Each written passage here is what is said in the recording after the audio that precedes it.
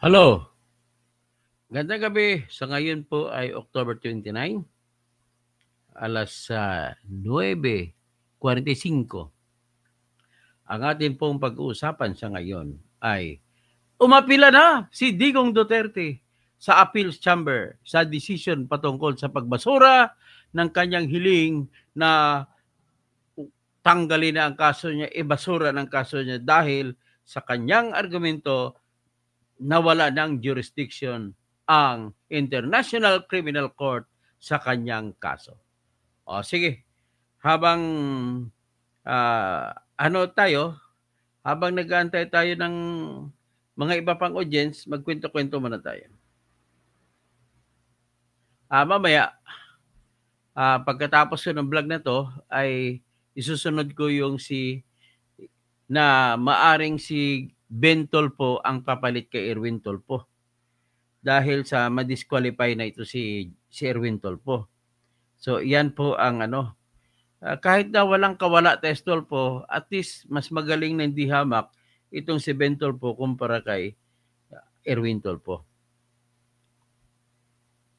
So, anyway, may audience tayo. Paparami-ramihin pa natin ang audience. Siguro, magkwentuhan na tayo. Ang unang magkwento natin is this, no?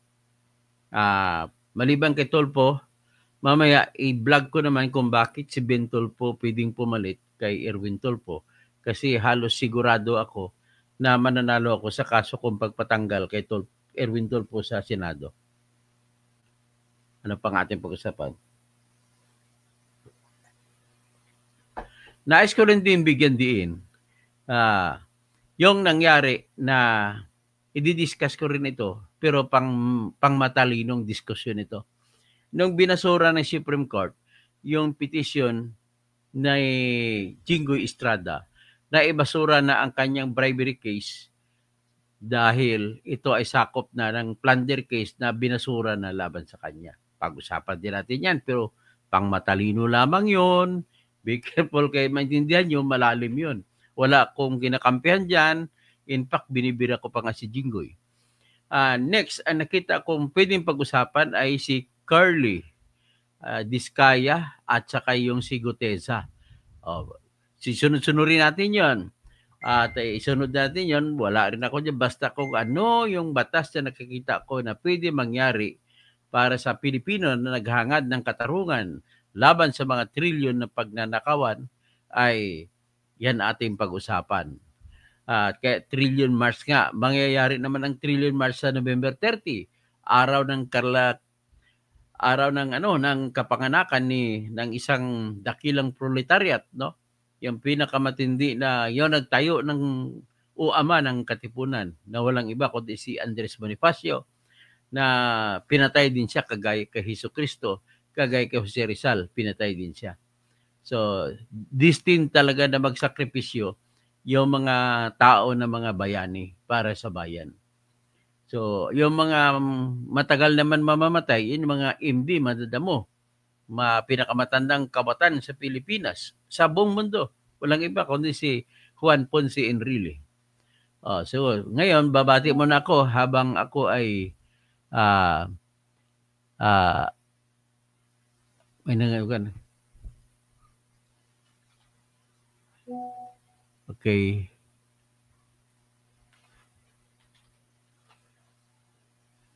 Meron lang nagana ko sa akin. So anyway, batiin ko muna si Virgie Piquero, OFW pension para sa nakawin na naman. Ganon nga. Sige, pag-usapan natin ng pang-apat ang OFW pension. Shout out kay Dorfor Max Diesel. Miriam Tuyor, good evening po. Tapos Helen Bagyo. Ma'am Baggy, kumusta po? Kung maalis po si Senator Irich, maalis din ang OFW pension. Ganon ba? Ferdinand San Juan, good evening po. Attorney General Dr. Tirador, Katotohanan, Kausing. Tapos Ruben Obani, God bless. Tatay Diggs, Virgie Piquero, Rafi Tolpo, next disqualified. O yun, antayin ko lang muna yung hiningi ko kay Attorney Libaya na mga papel at kakasuhan ko sunod si Rafi Tolpo. Kailan maghanap ako ng 60,000 pesos na pangbayad sa filing fee.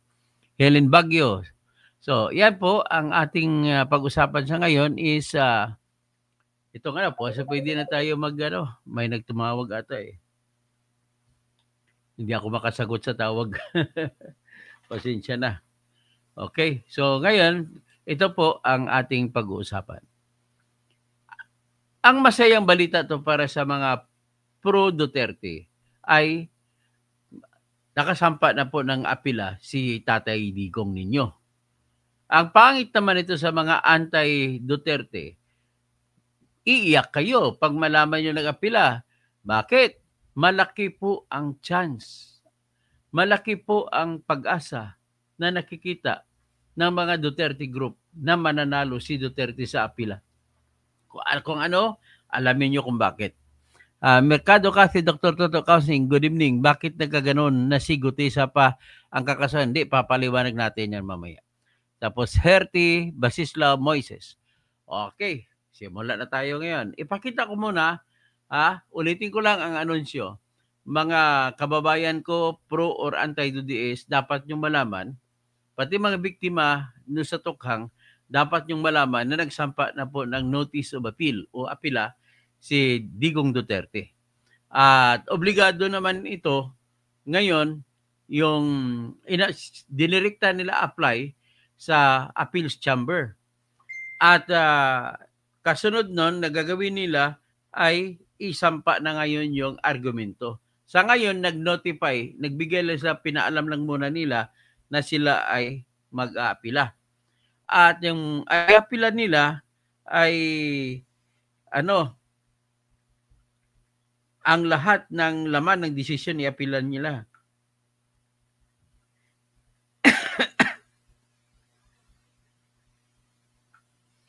So, ngayon, tatandaan natin, bago ko sabihin na nag-apila sila, nais kong sariwain kung ano ang desisyon ng International Criminal Court Pre-Trial Chamber na kung saan binasura nila ang hiling ni Duterte na ibasura na, ipatigil na yung paglilitis kasi nga wala ng authority ang International Criminal Court sa kanya. Okay, ano bang argumento naman ni Duterte? Bakit nasasabi niya na wala ng authority ang International Criminal Court sa kanya? At itong argumento na ito ay hindi tinanggap ng pre-trial chamber. So, ang argumento ay ganito. Number one, wala na pong authority ang ICC pre-trial chamber, pati yung ICC trial chamber, na ipagpatuloy ang kaso laban sa kanya kahit sabihin pa natin na yung mga krimen na gagamitin ay nangyari sa panahon na kasapi pa ang Pilipinas ng International Criminal Court at saka Rome Statute na batas. Pag sinabi ko Rome Statute, batas yan na international law. Isa sa mga maraming international law na nangyari. So, by the way, ang kanilang argumento na wala ay nakaangkla o nakasandal sa katotohanan na hindi nakasapi ang Pilipinas sa ICC. Sa panahon ng ipinalabas ng ICC Pre-Trial Chamber ang authority na magsasagawa ng investigasyon. Sa sistema kasi po ng ICC, magkaroon lamang ng investigasyon at magkaroon ng paglilitis kung mayroong ipinalabas na authority to investigate. O di kaya kapangyarihan na pag-iimbestiga ng mga kaso na napapaloob sa ilalim ng bansang Pilipinas. Okay. Sa sitwasyon ng Pilipinas, ang Pilipinas ay naging member mula noong November 1, 2011 hanggang March 16, 2019. So, ibig sabihin, lahat po ng krimen na nangyari sa loob ng petsa na yon ay sakop sa pwedeng ikakaso laban kay Digong Duterte. Yan po ang tinatawag na jurisdiction because of membership. Okay? So, ibig sabihin, kung may tinatawag na jurisdiction because of membership, sinasabi na jurisdiction temporal. Temporal, ibig sabihin sa panahon. Tiempo. So, jurisdiction sa tiempo at the time. So, at the time, yung kasapi pang Pilipinas ay hanggang March 16, 2019 kasi nag-withdraw ang Pilipinas. Sino ba nag-withdraw? Si Duterte din. Okay. So ngayon, sa argumento na yan na hindi na member, dapat, ang argumento nila ni Duterte, dapat kung manghingi kayo ng investigasyon para ikakaso laban sa akin at para ako'y lilitisin, dapat ginawa nyo yan sa panahon na member pa ang Pilipinas ng ICC. Okay? So, sinabi ko, ang membership ng Pilipinas sa ICC ay hanggang March 16, 2019 lamang. Bakit ito na ganito?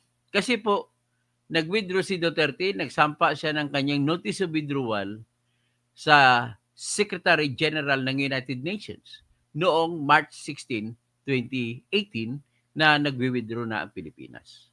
Obviously, very obvious naman, in fairness naman sa mga biktima, ang withdrawal, parang pwede natin matatawag may bad faith din on the part of Duterte na bakit ayaw niya ialisin niya Pilipinas sa ICC.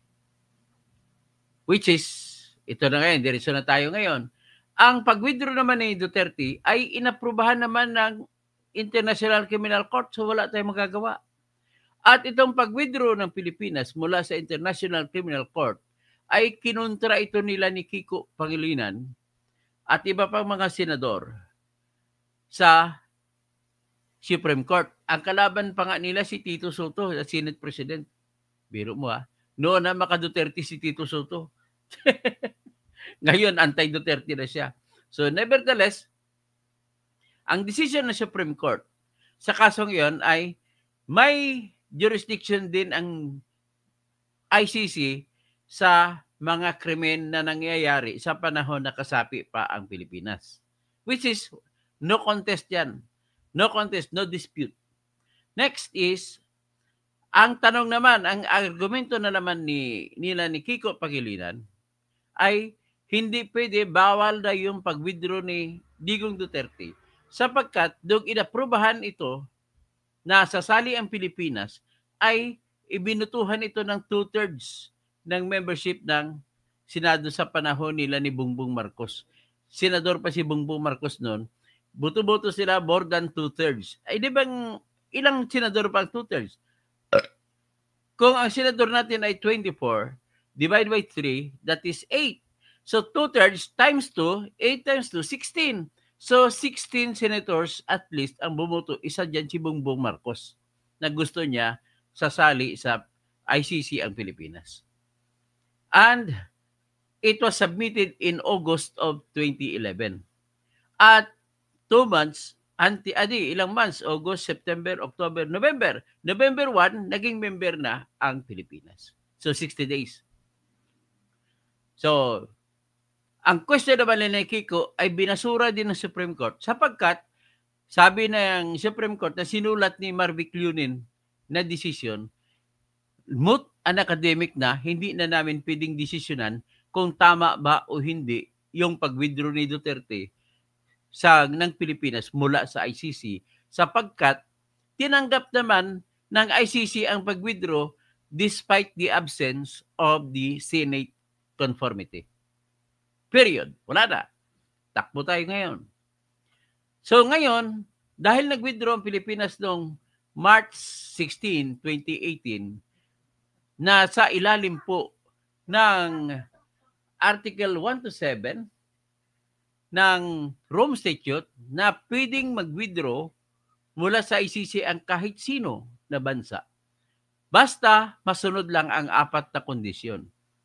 Ang una sa 4 na kondisyon ay magiging epektibo lamang ang pag-withdraw 1 taon mula ng panahon na maisampa ang withdrawal. Sa atin, sinampa ang withdrawal noong March 16, 2018. So 1 taon ay pinakahuling araw ay March 16, 2019. So bagkos, March 17, 2019, hindi na tayo member. So yan ang unang kondisyon. Pangalawang kondisyon po ay kailangan kung may utang pa ang Pilipinas sa bayarin sa kontribusyon o membership sa ICC, magbabayad dapat ang Pilipinas. Okay? So, ganun yan. Pangalawang kondisyon yan. Pangatlong kondisyon, kung may cooperation na nangyayari, ibig sabihin ng cooperation, may agreement na nangyari o kasunduan kung sa Tagalog pa sa gitna ng Pilipinas at ng ICC sa panahon hanggang sa hindi pa naging final hanggang sa araw hanggang March 16, 2019 kung meron nagawa na agreement or cooperation sa gitna ng Pilipinas at ICC, may obligasyon pag Pilipinas kahit na nakawala na ito sa Rome Statute. Okay? Ang tanong, meron bang agreement? Ang sagot, wala po. So, ibig sabihin, pang-apat na kondisyon, kung may any matter, kahit anong bagay na kinonsidera na ng korte, ICC, sa panahon na hindi pa naging epektibo ang withdrawal, ay magtutuloy pa rin ang obligasyon ng Pilipinas. Okay? So, ganoon. So, sa pagkos, ang argumento ng panahon sa kanila ni Duterte ay ganito. Noong panahon na kasapi pa ang Pilipinas ng ICC, ay ano ba ang nangyari? Ang nangyari lamang po ay pagsampa ng preliminary, ang pag-anunsyo ni Prosecutor Fatou Bensouda na magkakandak na sila, magsisimula na sila ng tinatawag na preliminary examination. That was done on February 8, 2018. Nagtataka kayo sa akin, kabisado ko na pati petsa.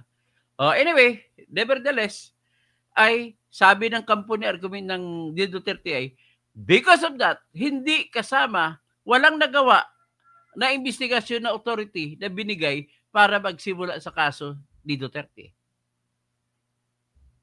Ang preliminary examination ay hindi yan kinukonsidera ng korte kasi prosecutor lang yan ang naggumawa dyan. Hindi kasama dyan ang Pretrial Chamber Court, Appeals Chamber Court, at saka Trial Chamber Court. Ganun ang argumento nila. So, ano ngayon? Ang argumento naman ng kalaban, ng prosecutor. Ang argumento naman ng prosecutor ay ganito. Dapat gagalakin ang preliminary examination na mayroon pa ring jurisdiction or authority to try and decide on the case of Duterte dahil sa preliminary examination. Ibig sabihin, magkabaliktaran ang posisyon. Isa pa ang posisyon ng sa Office of the Victims, the Office of the Counsel for the Victims. Ang argumento naman nila, sila po yung tumatayong abogado ng mga biktima sa tukhang.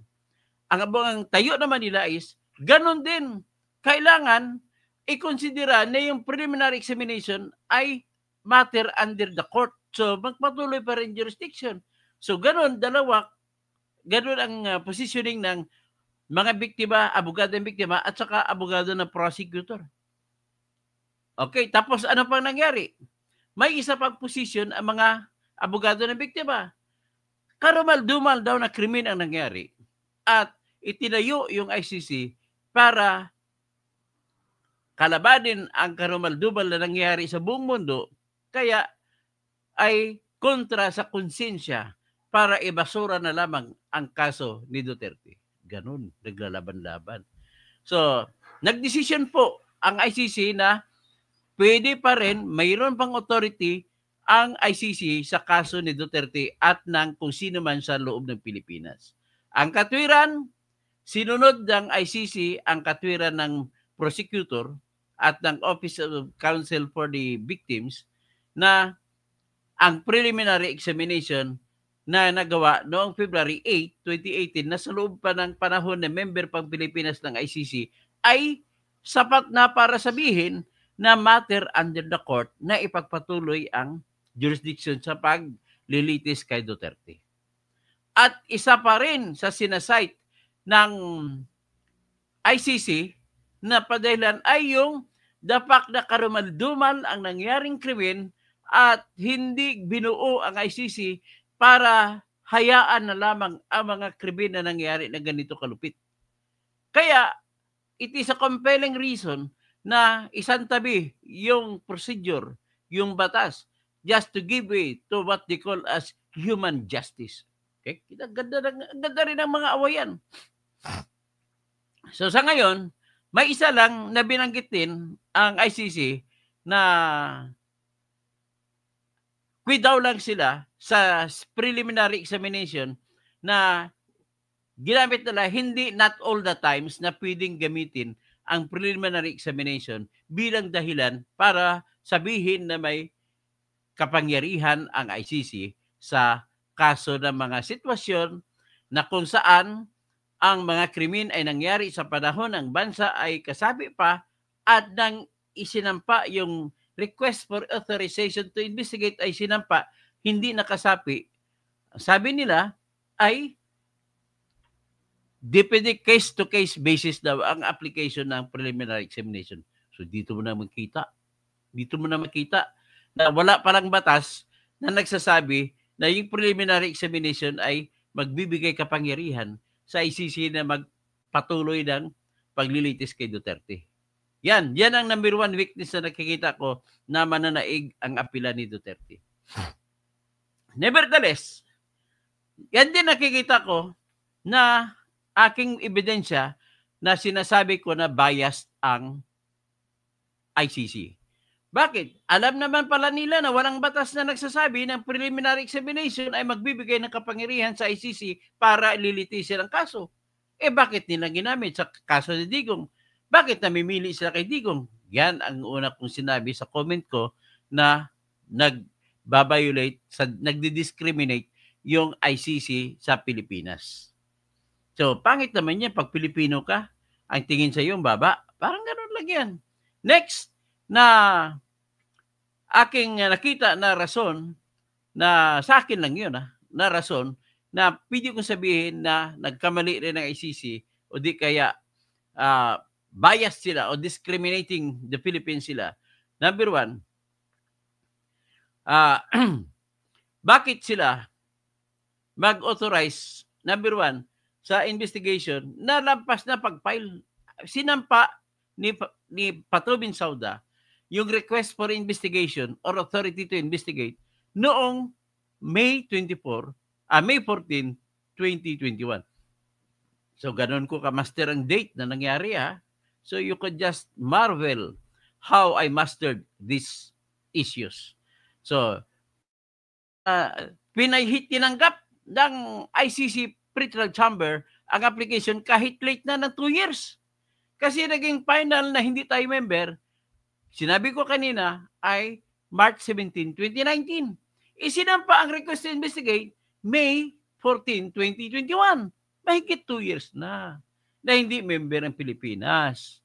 So, yan pong unang tinatawag ko na discrimination na ginawa ng ICC. Besides, mayroong batas sa Rome Statute na nagsasabi sa Article 12 at 13, Article 13, na nagsasabi, pwede lamang makapagbigay ng authority to investigate ang pretrial chamber kung member pa ng ICC ang bansa kung saan ang investigasyon ay ang krimen na nangyari na laban sa akusado, ang akusado ay citizen pa ng bansang iyon. So, bakit pa nila binigyan? Ibig sabihin, pangalawang yan? Ay yung una, yung pagtanggap ng motion. Pangalawa, yung pagdesisyon naman ng ICC Pretrial Chamber na sige, investigate kayo. Hindi man lamang sinaalang-alang na hindi na member ang Pilipinas ng ICC. Kasi ang katwiran nila ni Attorney Kaufman, hindi namin kinukontra na may authority ito sa ang ICC sa krimen na nangyari dahil nangyari ito sa panahon na kasapi pa ang Pilipinas ng ICC. Pero kontra namin ang katotohanan na hindi na pwede kayo magsampa ng kaso sapagkat hindi na member. Kumbaga ba, para maintindihan yung puntos na yan, nais ko lang kayo dadalhin sa sitwasyon natin sa Pilipinas. Halimbawa, sa Lawag City, may RTC Lawag. May nangyaring murder doon. Pinatay. Kamag-anak ni Bongbong Marcos ang pumatay. Tapos, lumampas na ng 20 years. Kasi sa batas natin sa Pilipinas, 20 years mo lamang pwede isampa ang kaso. May jurisdiction, pero lampas ng 20 years. Kaya hindi na pwede tanggapin ng RTC Lawag ang kasong murder laban sa kamag-anak ni Bongbong Marcos. Kung meron man dahil lumampas na ang 20 years. In the same manner, itong atin naman, hindi na pwede tanggapin ang kaso laban kay Duterte dahil lumampas na sa araw na hindi na member ang Pilipinas ng ICC. Agree? See? Do you see it? So it is not a question of whether or not the crimes committed occurred during the time of the membership of the Philippines with the ICC. But the problem is, it is another thing if you will now file a case against Duterte for the purpose of trial. Hindi mo na ngayon magagawa dahil hindi na kasapi ang Pilipinas. Okay? So ganun ang argumento ng mga abogado ni Duterte. At lo and behold, sinabi ko nga, nagdesisyon ng ICC, ulitin ko lang ang kanilang katwiran na yung sa katotohanan na mayroong preliminary examination na inanunsyo noong February 8 ay sapat na sabihin na iyon ay a matter under consideration by the court. Tapos ang court nila, capital letter C. Pag sinabi capital letter C, the entire court.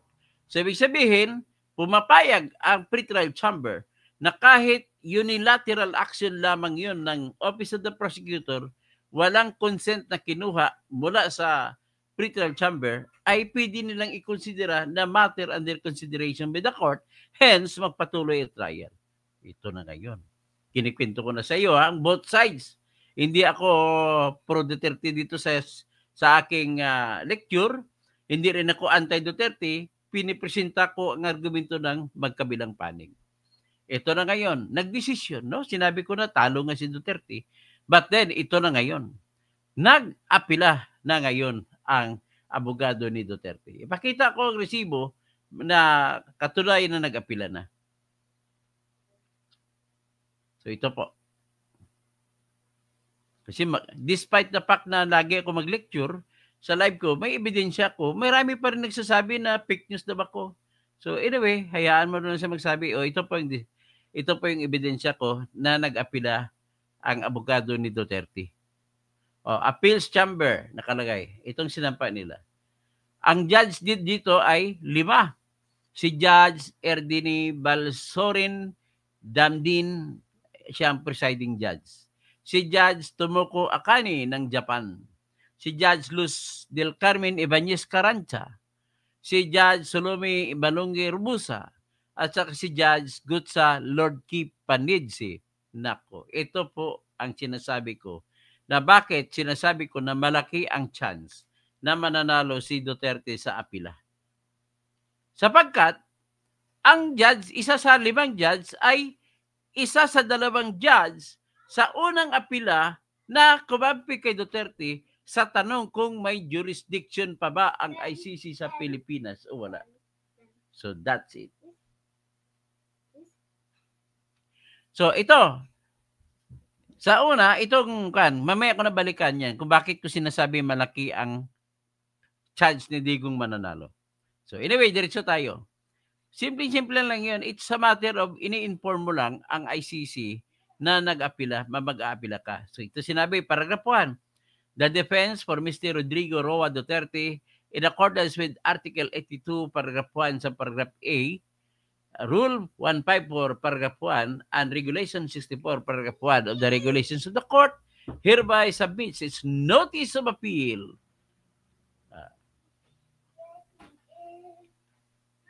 So ito, notice of appeal against the decision of the defense challenge to the jurisdiction of the court issued by Pretrial Chamber 1 on 23 October 2025. Okay. Number 2, pursuant to the requirements of Court Regulation 64.1, the defense hereby sets out the following information. A, name and number of the case. The prosecutor versus Rodrigo Roa Duterte. Number of the case is 1210125. Title and date of the decision being appealed. The title of the decision is Decision on the Defense Challenge to the Jurisdiction of the Court. Okay? Issued on 23 October 2025. Scope of the appeal. Ano ba ang lawak ng appeal niya? Ang sinabi to, the appeal is directed against the whole decision. So, entire decision. So, the provision of the statute pursuant to which the appeal is filed. Ano yun? Article 82, Paragraph 1, paragraph A of the Rome Statute. Okay? So, ito na ngayon. Ang relief prayer nila is to reverse the decision of the ICC pretrial chamber at saka find that there exists no legal basis for the continuation of the International Criminal Court proceedings against Mr. Rodrigo Roa Duterte and order his immediate and unconditional release. Yan. So, grabe. Kung manalo siya dito, automatic na may lalabas na si Duterte ngayon. Okay? So, ngayon, ang sinasabi ko na malaking chance, ito naman ipakita ko. Sa decision kasi, nung unang apila, na si Minardo Guevara pa nag-apila, 2 judge na nagdesisyon na wala ng jurisdiction ang ICC sa Pilipinas. Ito po yun. Makita nyo, dissenting decision. Okay? So nakita nyo, dissenting opinion of Judge Perin de Britsambaut and Judge Lord Kipanidsi. Ayan. Isa siya sa 2 na nagsabi na wala ng jurisdiction ang ICC. So kung wala ng jurisdiction, kailangan nyo na lang ng 2 na kakampi para mabaliktad ang kaso. Naku, Diyos ko. Ano ba ang katwiran ni Judge Lord Kipanidsi at ni Judge Perin de Britsambaut na bakit wala ng authority ang wala ng authority. Sino tinatawag mo? You calling on? My daddy. You speak. Looking for his dad. Hello, my daddy. Oh, hello. Go home. You go home late now, Daddy Joy. Okay, sige. Well, let's go vlogging. Grandma, Daddy, I sleep Grandma room, Daddy Joy. Because I want the mommy's me, mamaya, Daddy Joy. Okay. So sabihin ko lang, sinabi ko na ipakita ko yung rason ni Judge Lord Kipanidsi na member sa ngayong court, sa appeals court, na bakit sinabi niya na wala ng jurisdiction. Ito po. Ipakita ko ha. Ayan ha. Pumayroon si Judge Gutsa Lord Kipanidsi. Ayan. Sabi niya, crucially, in the interpretation of Article 127, Paragraph 2 of the statute is espoused by the prosecutor. It cannot be reconciled with the principles of the Vienna Convention on the Law of Treaties and with the intention of the drafters of the statute, as that interpretation would render Article 127 meaningless by allowing to trigger the court's jurisdiction indefinitely. In our view, Article 127 of the statute is contained in the final clauses or Part 13 of the statute. The provisions contained in that part cannot alter the carefully crafted jurisdictional regime contained in Part 2 of the statute. For the foregoing reasons, we consider that the pretrial chamber erred in law in concluding that the court had jurisdiction over the Philippines situation, despite the Philippines' withdrawal from the Rome Statute. As a result, we would have granted the Philippines' first ground of appeal and found that the court cannot exercise jurisdiction in the Philippines situation. Consequently, we would have found the remaining grounds of appeal moot. We would also have directed the pretrial chamber to withdraw the authorization for the prosecutor's investigation. Okay? Very clear.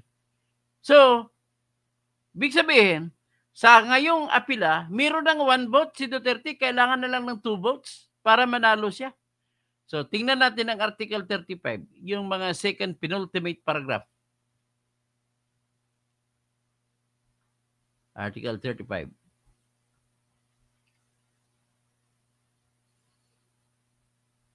Okay, 35. As to the second limb of the above-mentioned sentence in Article 127, Paragraph 2 of the statute, we consider the prosecutor's preliminary examinations are not a matter under consideration by the court. We consider that the prosecutor's preliminary examinations are not a matter under consideration by the court. within the meaning of Article 127, Paragraph 2 of the statute, and that a situation is only under consideration by the court once a pretrial chamber authorizes the investigation. Yun lang. Only the investigation can be considered as a matter under consideration by the court. So sabi niya, this is largely due to the informal nature of the preliminary examination, which do not carry sufficient weight for engaging the court's jurisdiction. In the absence of a pretrial chamber's formal authorization of the commencement of an investigation pursuant to Article 15 of the statute, we consider that the last sentence of Article 1272 of this statute cannot be relied upon to extend the prosecutor's power to submit an Article 15 Paragraph 3 request beyond the time the withdrawal has become effective. See? Nakita nyo na? So ngayon, pag narinig nyo, nakita nyo itong sinasabi ko, ang mga makadidiis po, papalakpak na. Ang mga anti-DDS, ano na, babanatan nila si Dr. Kausing. Didiis ka, didiis ka. Let us be professional in dealing with this situation. Ha? Parang ano yan eh, parang isang kanta. Naalala ko eh, Victims of Black. Ano yan?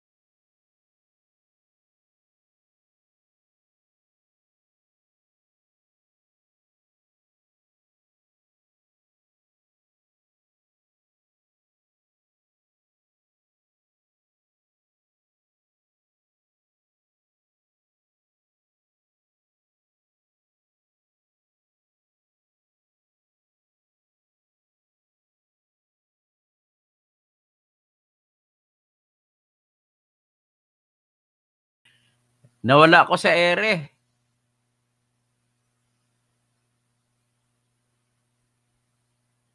Nawala ako sa ere. Pasensya na. May matake na naman.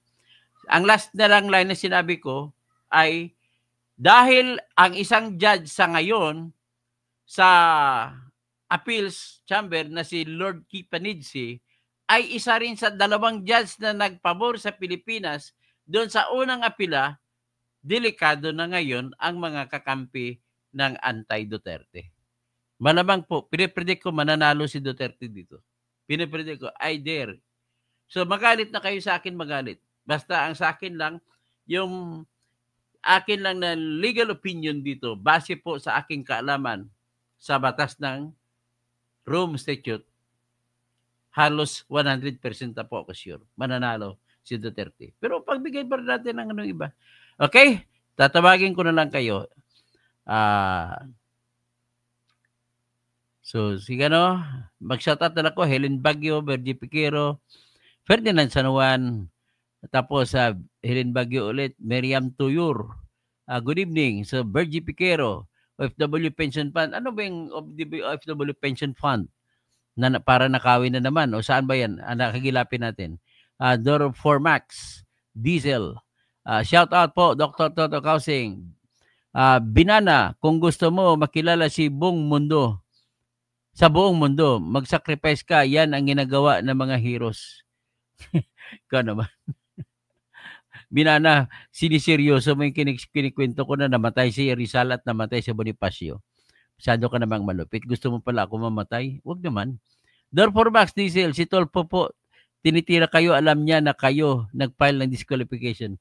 Ayan mo, siya ngayon ang tatapik ko sa ngayon pagtapos nito. Si Mercado Cathy, Dr. Toto Kausing, good evening. Bakit nagagano na si Gutesa? Yata ay kakasuhan. Yun, tatapik natin yan. Herty, Bisislao, Moises. Wow, love, green love. So, makasara siya. Regine Ford, magandang gabi. Attorney Toto. Edgar Nacion, Dr. Toto, good evening po. Rudy Rabi, Yamuel 815. Magandang gabi po, Dr. Toto Kausing and linaw ng paliwanag, madaling intindihin. God bless you. Rudy Rabi, Pastor, kumusta?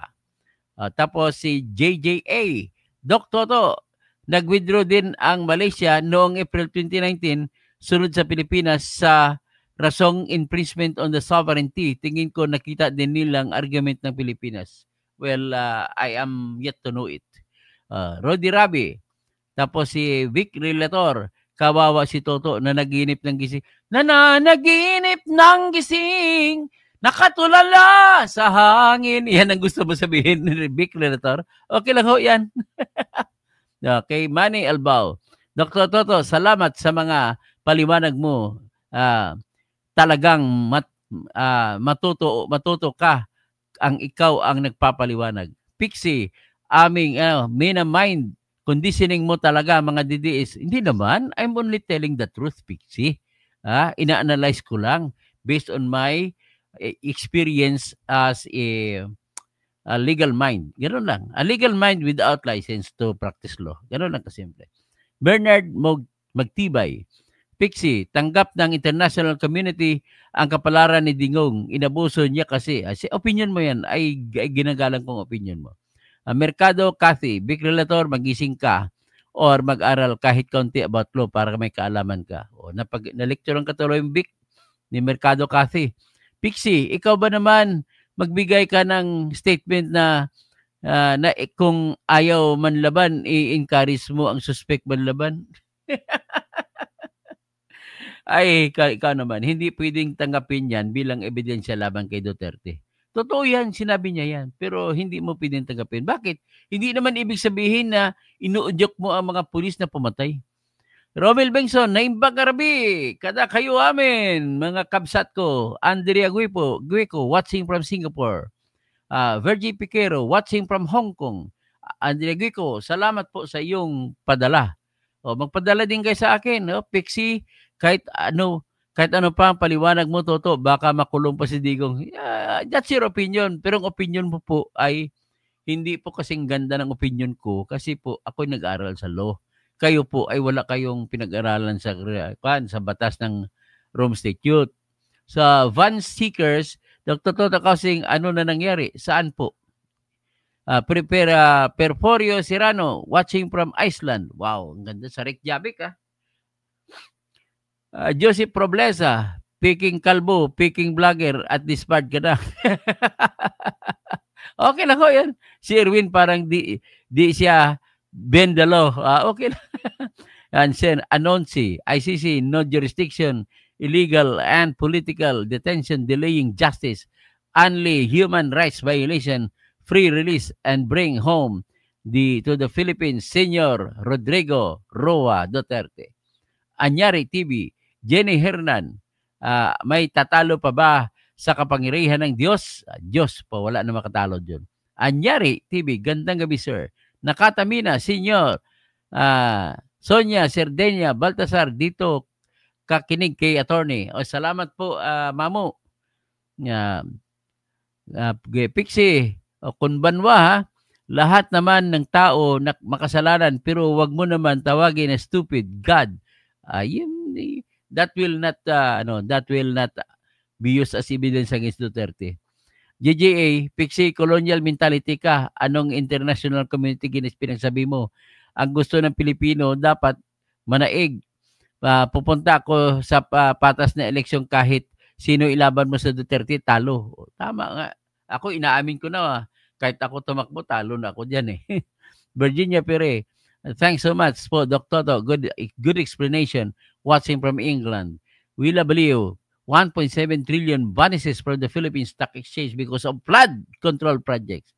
Roger Kahayagan, Attorney, bakit favor ka sa mga Duterte? Hindi naman siya favor. Favor lang ako sa batas at nagkataon po ang batas ay pabor sa Duterte. Okay? Ganun lang po yan. Roger Kahayagan, nakalimutan mo pala. Hindi ko nakalimutan si Percy Lapid. Hindi naman po, wala man naman po koneksyon si Percy Lapid kay Digong Duterte. Mind you, katotohanan po, ebidensya, hawak ko si Bantag lang talaga tinuturo. Wala akong magagawa, si Bantag lang tinuturo. Walang nakaturo kay Digong doon. Johnny Hernan, kahit nga kaaway ko si Boying Rimulya, sinasabi ko si Rimulya, wala siyang kinalaman kay Percy Lapid. So Johnny Hernan, Pixie, demonyo ka kasi may mata ka pero hindi mo nakikita ang mga nagawa ni Duterte. Pixie, wala kayong magagawa. Sumali kayo sa ICC pero ginawa ang crime. Member, tayo 2019 nag-withdraw. Hindi, 2018 po nag-withdraw, Pixie. Ikukorek kita, ha? Okay, Perny Pinto, Senior. Good evening, bossing. Laban, kabayan. Miriam Tuyor, Roger Kahayagan, hindi po siya pabor sa mga Duterte. Pinapaliwanag niya kung ano ang laman ng bagong nilanas. Di ba, pinapalabas ko magkabilang panig. So, Miriam Tuyor, Pixie, Toto, hindi ka naman international lawyer. Wag mo na, Pixie, hindi yan rason kung hindi ako accredited international lawyer, hindi yan rason para pigilan mo ako magbigay ng matalinong opinion. Okay? Mary Jane Andrade, loud and clear. Thank you, Idol Koya Toto, Terador, Bansay, Kura-Kura.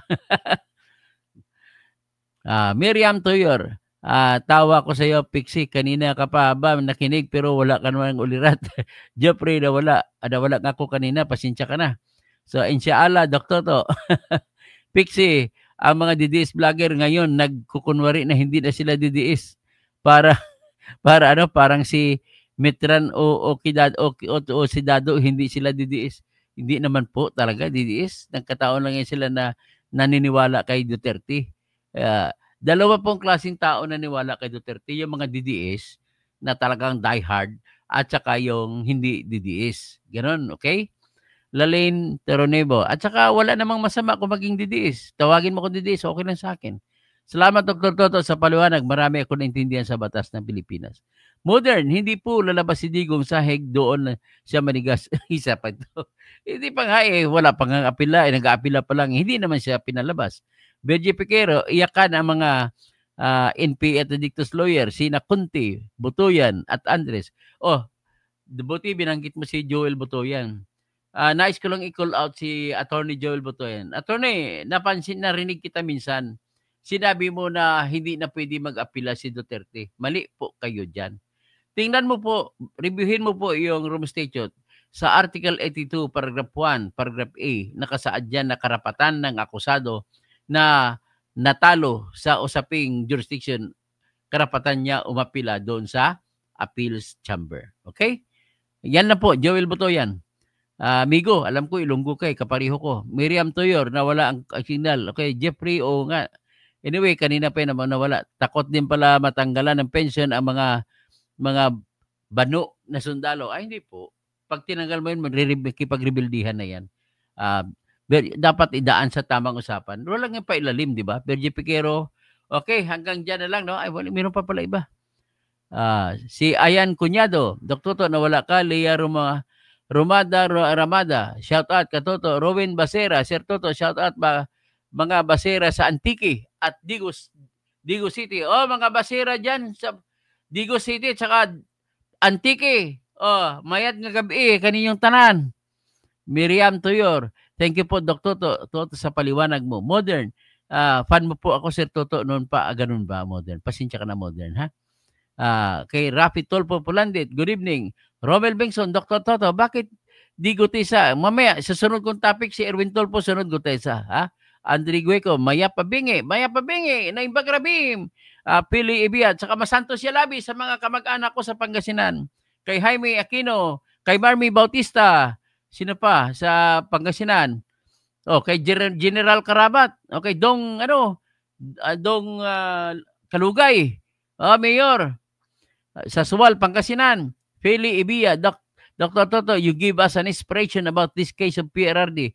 More power to you and thanks for your knowledge to share it with us. Bukid Book, congrats attorney, may waranto kay Senator Tolpo. Yan, gusto ko sunod, waranto. Jack Bautista, ang tagal mo na wala, matagal ba ako na wala? Pasensya na kayo. Inaalat kasi ako, marami kong kaaway eh. Miriam Arson, assalamualaikum. Alaikum assalam, Miriam. Thanks po sa paliwanag mo. Silent viewers mo ako. Allah protect us. Yes, Allahu Akbar. Allah will protect us. Just pray palagi kay Allah. Boogie Book, attend ka na ba sa attorney sa Kuwaranto? Opo, tuloy-tuloy na yan ang Kuwaranto. Wala na makapigil sa atin yan.